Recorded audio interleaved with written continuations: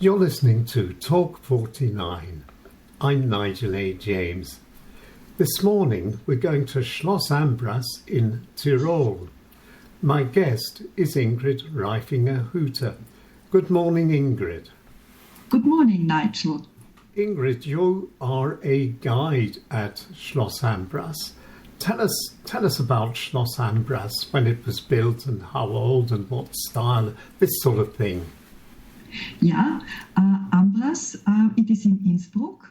It is a little bit outside of the city on a hill.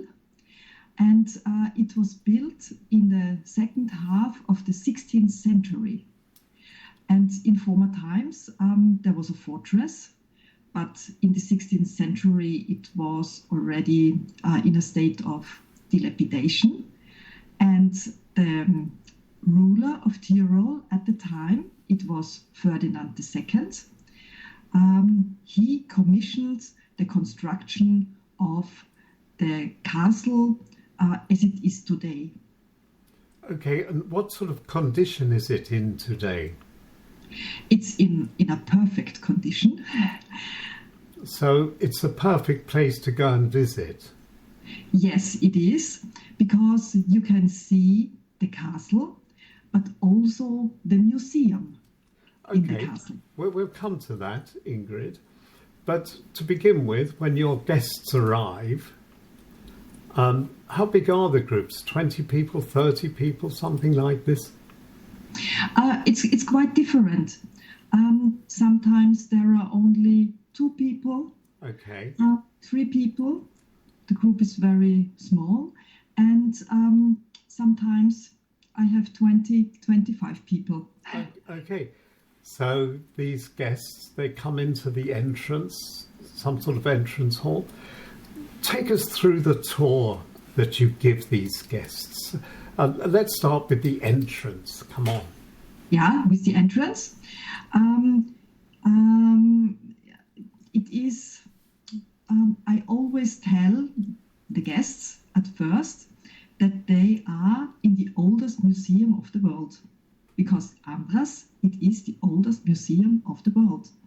Because Ferdinand II, who commissioned the construction of the castle, he was an art collector. And for his collection, he commissioned the construction of special buildings in the second half of the 16th century, and he called them already museum. Already museum. Okay, is this part of the tour? Yes, this is the first phase of the tour. Okay, then tell us about this Ready Museum. I tell the visitors what Ferdinand collected. First, he collected armor. 120 sets of armor on the whole, from military commanders at the time, from family members, and also armor which belonged to Ferdinand.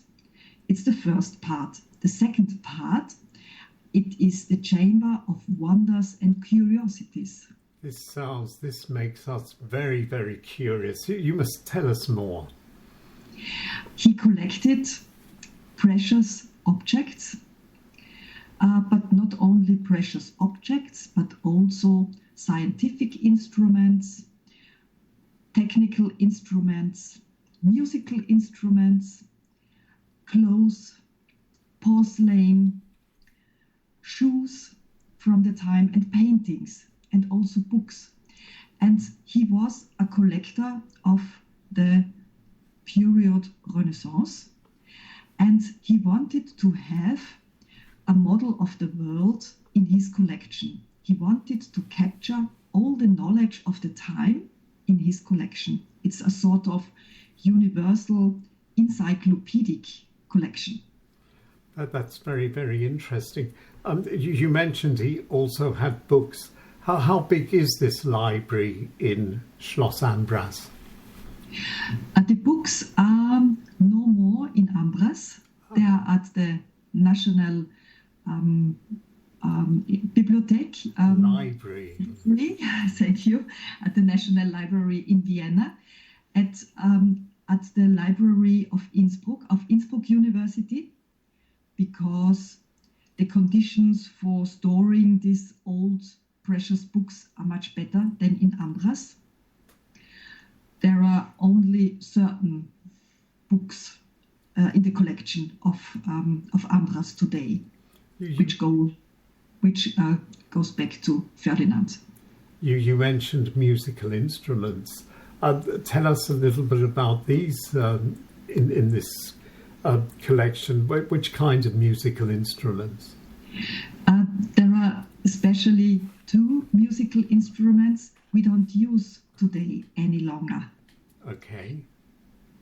It is called Zink. It is a very old. It's a very old musical instrument. It's not used anymore. It hasn't been used anymore since the 20th century. Okay. And what about the pictures in this great collection? Yeah, Ferdinand, he wanted to have in his collection the deviations of nature, men, which were not, we would say, normal people.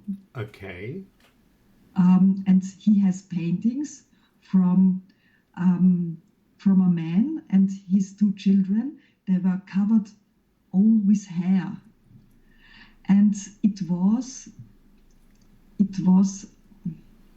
for us, it is not really, today this is would be discrimination to show people who are wonders of nature, they were called, at the court to other people, very tall people, very small people, and also people who were covered entirely with hair. But of course, that was then, and it was accepted. So we have to accept it as it was then. Yeah. What other kind of objects are in this great collection? He had a very extensive collection of corals. Corals, tell us about the corals.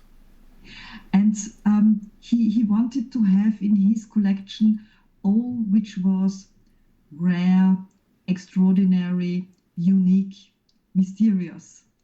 And corals were especially mysterious because it was very dangerous to collect them because you had to dive.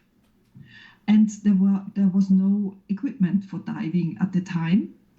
And the people in the 16th century, they didn't know whether corals were plants, animals, or stones. Uh-huh.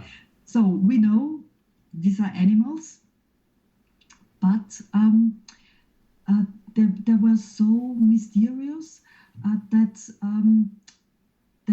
corals were even administered as medicine. And the people had corals as talisman. Okay. Because they thought you could protect oneself against the evil eye. And therefore he has a lot of corals in his collection. And red one, white one, black one. All different all colours. And Corals are one thing. Does he have, or did he have any toys in his collection? Yes, play cards. Playing cards. Playing cards. Oh, how fantastic. Just a little bit about these playing cards. These playing cards, they depict animals. And they are quite big, so we don't know for what occasion they were used. Okay. And of course, this collection is a wonderful thing. The oldest museum in the world, as you just said. But after seeing this wonderful collection, then what do you show your guests?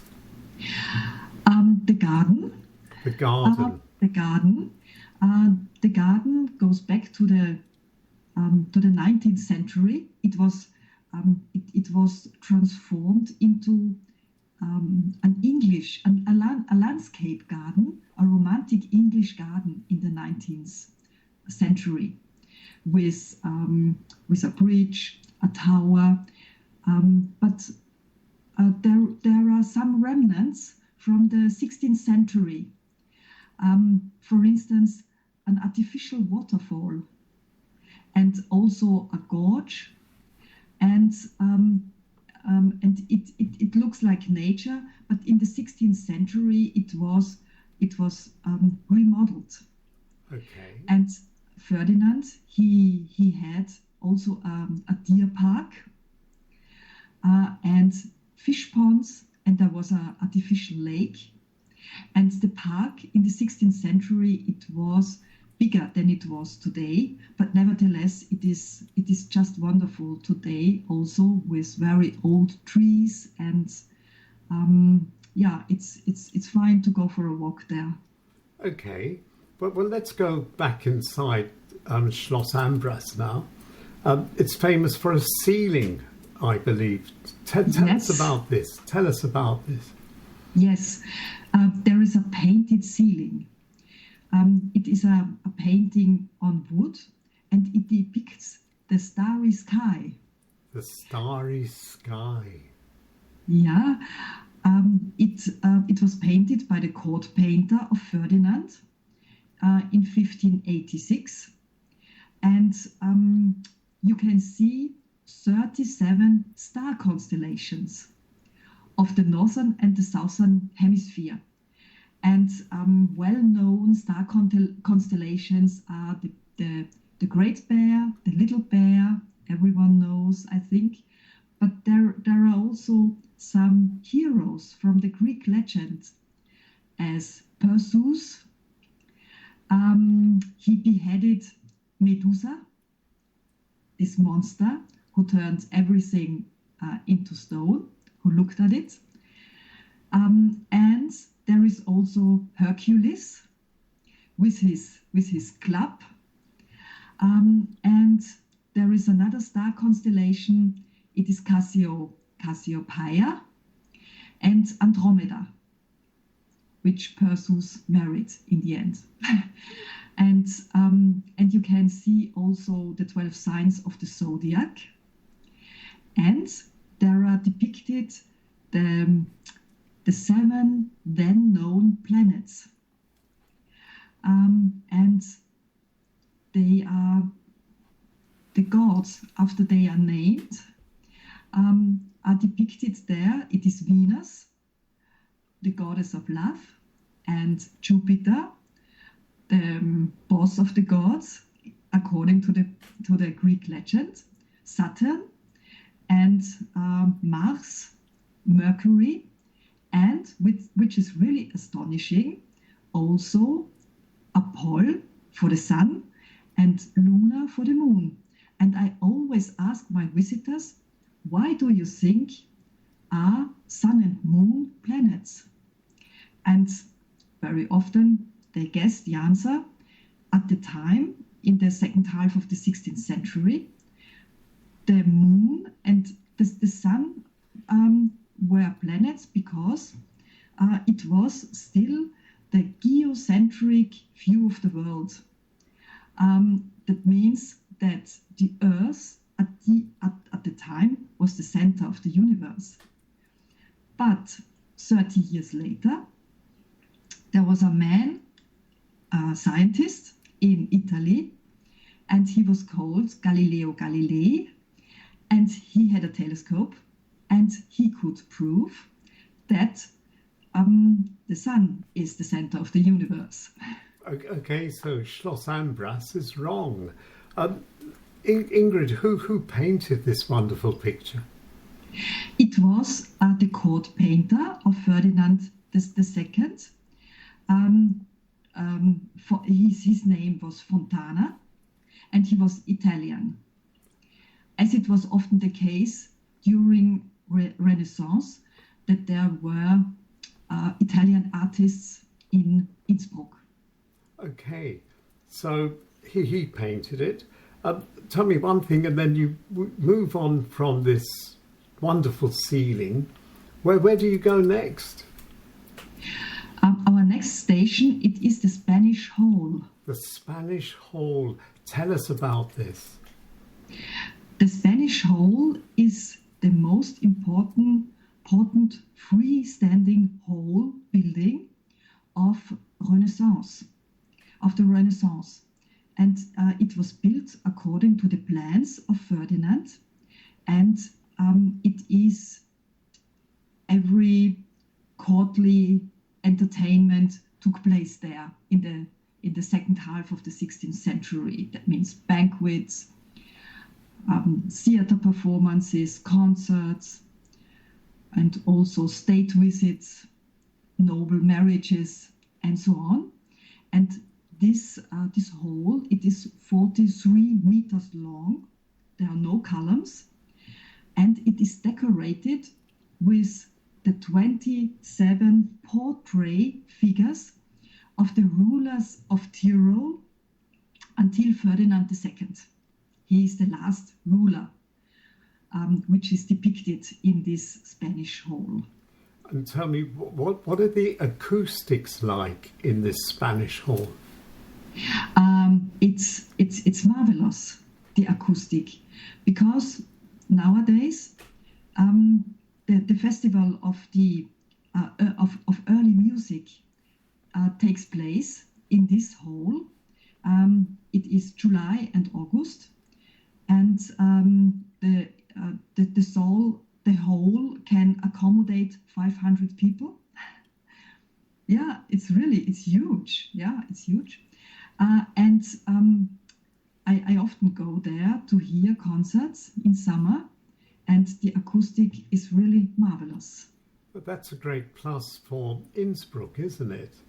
Yeah. Mm-hmm. It is. So we're in this Spanish hall, wonderful acoustics. It's still used nowadays for concerts of early music, which you're a great fan of, it sounds like. Yeah. Mm-hmm. Do many people go to these concerts? They're always sold out. Fantastic. Always. Mm-hmm. So that's always something to look forward to.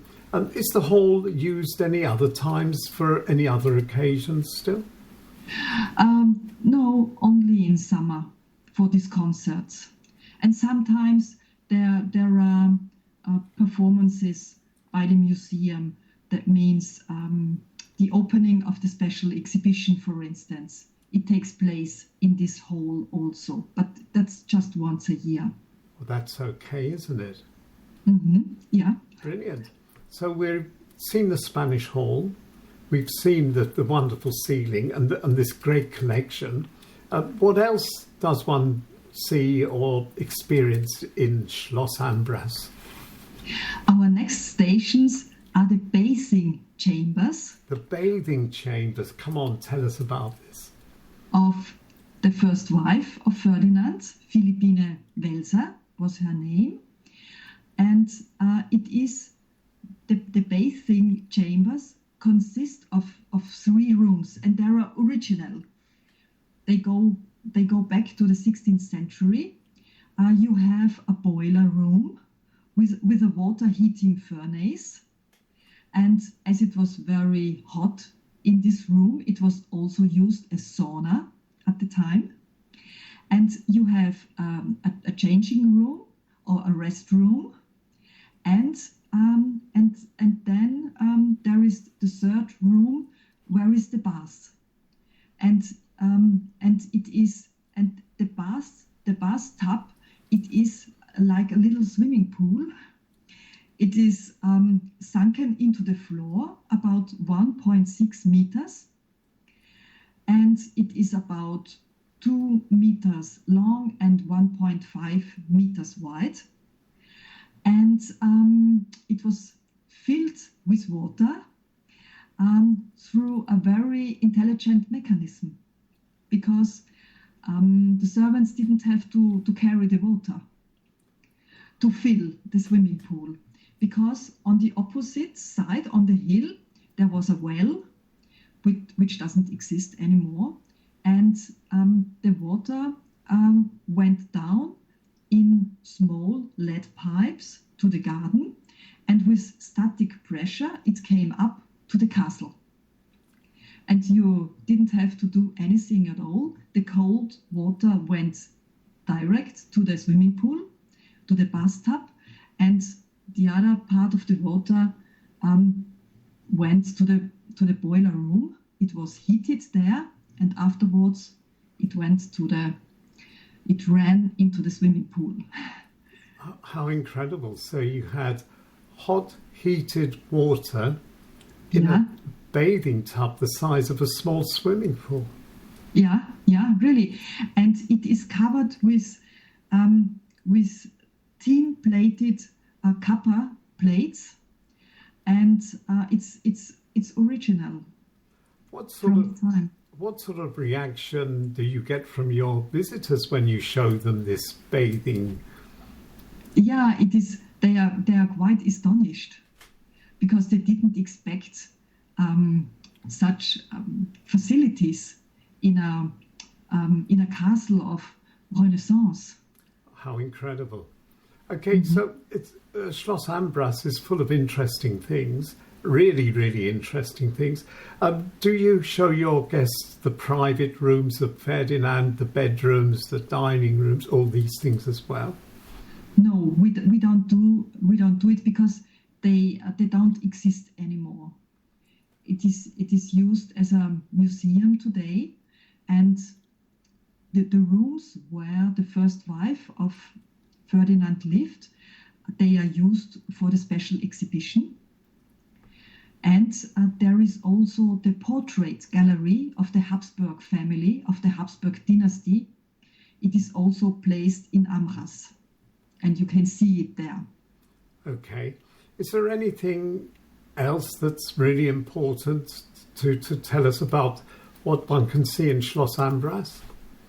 Yes, it is the courtyard, of the castle. Mm-hmm. The courtyard, because it is all four sides, they are painted with green colors.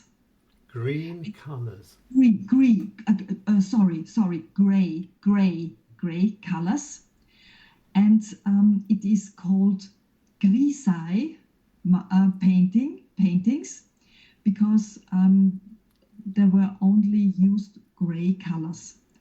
And I show my visitors always one scene which is very, very nice. It is Orpheus. He was married to Eurydice. It's a very, very tragic love story, but this one is not depicted in the inner courtyard. Orpheus, he was a very talented singer and musician, and according to the Greek legends, and he was so talented. He was such a talented singer that all the wild animals were listening to him. And this scene is depicted in the inner courtyard. You see a lion, and we don't know who the painter was. But when you look at this lion, you get the impression that the painter never ever had seen a real lion before. Most of the animals, most of the wild animals, they were painted according to models, to drawings, to pen and inch drawings. And you see also a monkey, which is very curious, a monkey which is very, it's a very strange monkey, because the painter also used a model to paint it. And there are an elephant, and also you can see a llama and all animals which didn't exist in Tirol at the time. Brilliant, and they still don't exist. Yeah. So that's our tour of the Schloss Ambras. Yes. Yes. But of course, every story has a beginning, and your story began as a tour guide in Schloss Ambras when you retired. So this is a second part of life for you. Just tell us a little bit about this episode in your life. Why did you decide to become a tour guide, Ingrid? I studied history. I'm a historian. Okay. But it wasn't possible to work as a historian. I didn't get a job when I was young. So I worked for the Austrian Trade Union Confederation. It was very interesting. But when I retired, I said to myself, I would like to do something which has to do with my original profession. And so I found this job, and I really like it. And why Schloss Ambras? Is that something special for you? My husband lives in Tirol. He's Tirolian. So I decided to be more in Tirol and not always in Vienna. And I know my superior. She's a friend of mine. I've known her for a very long time, and I asked her, "Do you need guides for the museum?" And she said, "Yes. It was just after the pandemic. I'm looking for guides," and so I was engaged. Didn't you have to take a course on being a guide, or could you just do it?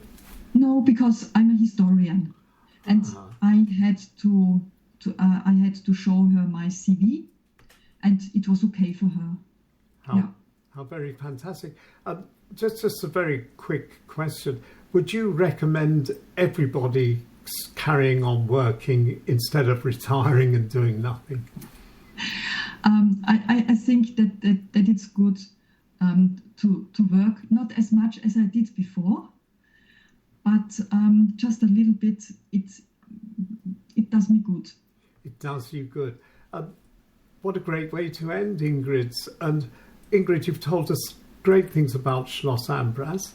You're keeping very busy being an historian. Well, what's in your heart, maybe. Yeah. Mm-hmm. And you have wonderful concerts in Schloss Ambras, in the Spanish Hall, ancient music. Is there anything else we've forgotten very quickly to mention before we finish? Schloss Ambras is always worth visiting. There are 100,000 visitors per year. Well, 100,000 people can't all be wrong. So you highly recommend go and see Schloss Ambras. Ingrid Reifingerhütte, thank you very much for this very short but very interesting discussion. Thank you. Thank you, Nigel. It was a pleasure for me also. Brilliant. Thank you very much.